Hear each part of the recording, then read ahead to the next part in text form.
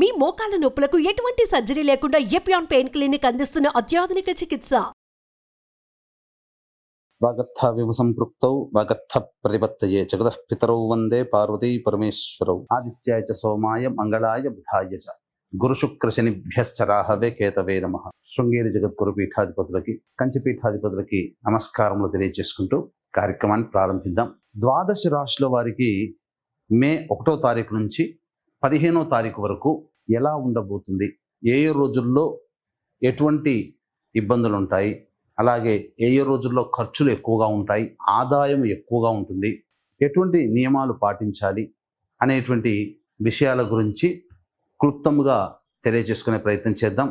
ఇక విషయంలోకి వెళ్ళినట్లయితే 1వ తారీఖు నుంచి 15వ తారీఖు వరకు మేషంలో రవి, 7వ తారీఖు నుంచి బుధుడు ప్రవేశిస్తాడు, వృషభంలో గురువు, ఇక కర్కాటకంలో కుజుడు, కన్యలో కేతువు, మరియు వ్యయంలో అనగా మీనరాశిలో శుక్రుడు, శని, రాహువు, బుధుడు.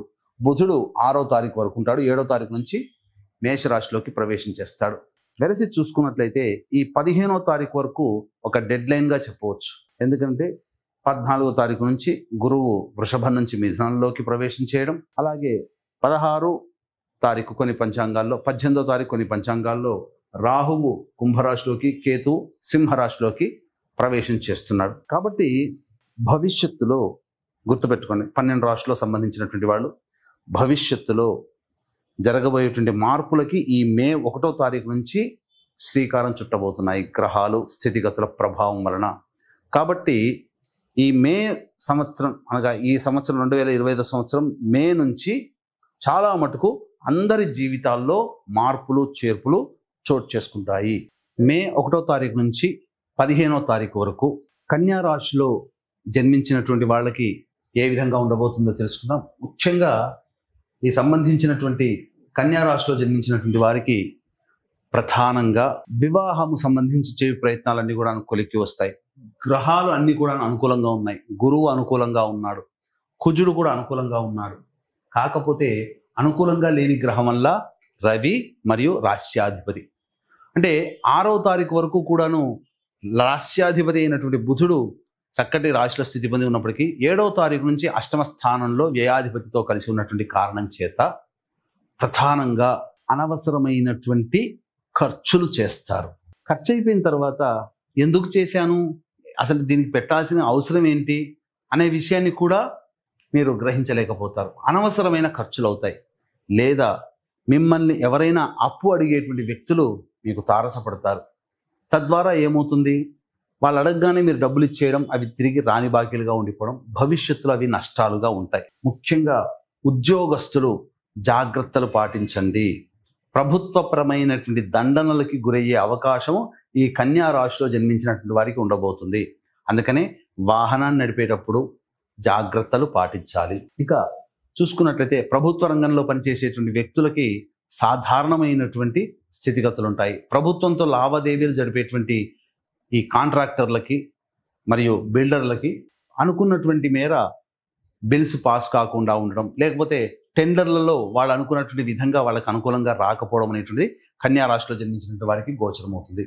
గురువు సంపూర్ణంగా యోగించేటువంటి సమయం, అలాగే రాశ్యాధిపతి కూడాను ప్రధానంగా ఈ రాశి నుంచి లాభస్థానంలో కుజుడి యొక్క స్థితిగతి ప్రభావం అన్ని రంగాలలో ఉన్నటువంటి వాళ్ళకి లాభదాయకంగా ఉంటుంది. ఇంపోర్ట్స్ అండ్ ఎక్స్పోర్ట్స్ తప్ప మిగతా ఏ వ్యాపారస్తులకైనా లాభదాటిగానే గోచరమవుతుంది. కొత్త ప్రాజెక్టులకి సైన్లు చేస్తారు. అన్ని విధాలుగా అనుకూలంగా ఉండేటువంటి సమయం ఈ యొక్క కన్యా రాశిలో జన్మించినటువంటి వారికి గోచరమవుతుంది. మరీ ముఖ్యంగా విద్యార్థులకి ఉన్నత విద్యకు సంబంధించి చేయ ప్రయత్నాలన్నీ కూడా కొలిక్కి వస్తాయి. ఇక మనం గమనించుకున్నట్లయితే 16వ తారీఖు నుంచి అనగా గ్రహ మార్పులు అనేటువంటివి జరగబోతున్నాయి. ఇది సంపూర్ణంగా భవిష్యత్తు ఆశాజనకంగా ఉండడానికి సూచించేటువంటి పరిస్థితి. అధిక శ్రమ ఉన్నప్పటికీ కూడాను ఫలితాలు గొప్పగా 16వ తారీఖు నుంచి ఉండబోతున్నాయి. దీనికి నాందిగా మీరు 1 మే నుంచే మీరు దీని యొక్క ఫలితాన్ని మీరు కొంత రుచి చూడగలుగుతారు.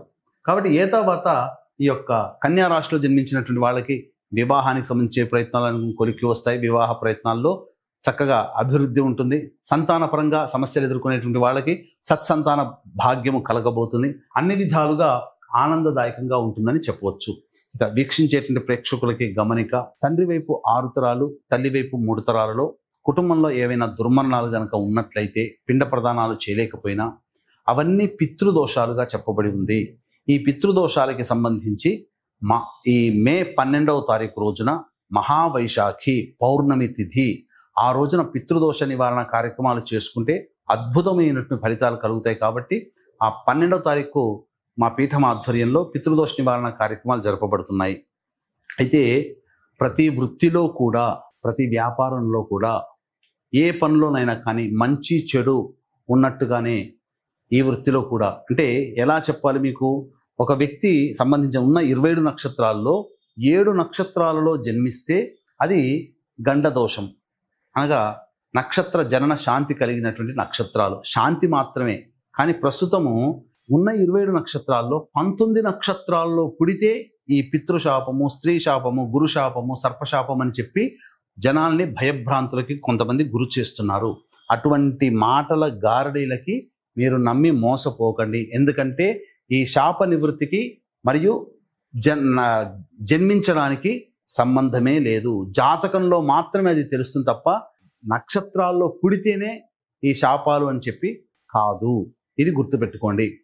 ఇక మరి ఇంకొక రెండవ రకం ఏంటంటే, ఈ యొక్క శాప నివృత్తికి సంబంధించి చేసేటువంటి పూజల్లో 3 నుంచి 4 గంటల సమయం అవుతుంటే గుంపులుగా తీసుకొని పోయి సమయపాలన లేకుండా, సుశిక్షితులైనటువంటి పండితుల్ని పెట్టకుండా, ఆ ద్రవ్యాలు కూడా సరైనటువంటి ద్రవ్యాలు వాడకుండా కేవలం గంటంబావు లోపల ఈ శాప నివృత్తి పూజలు, హోమాలు ఒక్క బ్రాహ్మడితోనే చేయించేసేస్తున్నారు.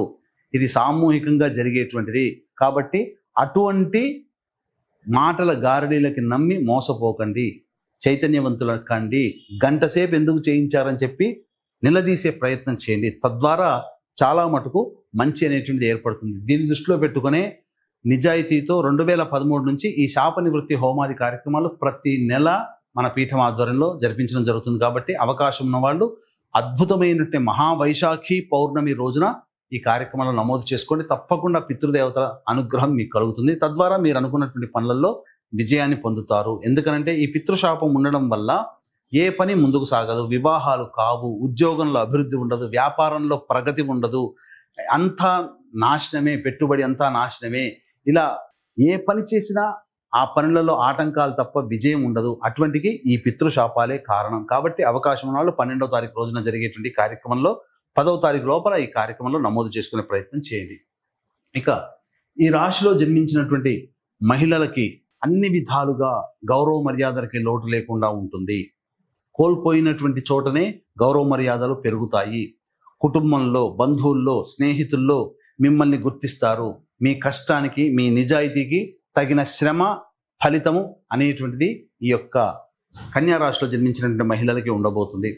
అలాగే బాధ్యతలు పెరిగినా ఆ బాధ్యతలకి తగ్గట్టుగా ప్రతిఫలాన్ని కూడా మీరు పొందుతారు. వస్త్ర ఆభరణాలు కొనుగోలు చేసే అవకాశాలు గోచరమవుతున్నాయి. స్థిరాస్తులు ఈ కన్యా రాశిలో జన్మించినటువంటి మహిళలు కొనుగోలు చేసే అవకాశాలు ఎక్కువగా ఉంటుంది. వ్యాపారంలో ఉన్నటువంటి మహిళలకి, కుల వృత్తుల్లో ఉన్నటువంటి మహిళలకి అన్ని విధాలుగా యోగదాయకంగా ఉంటుందని చెప్పవచ్చు.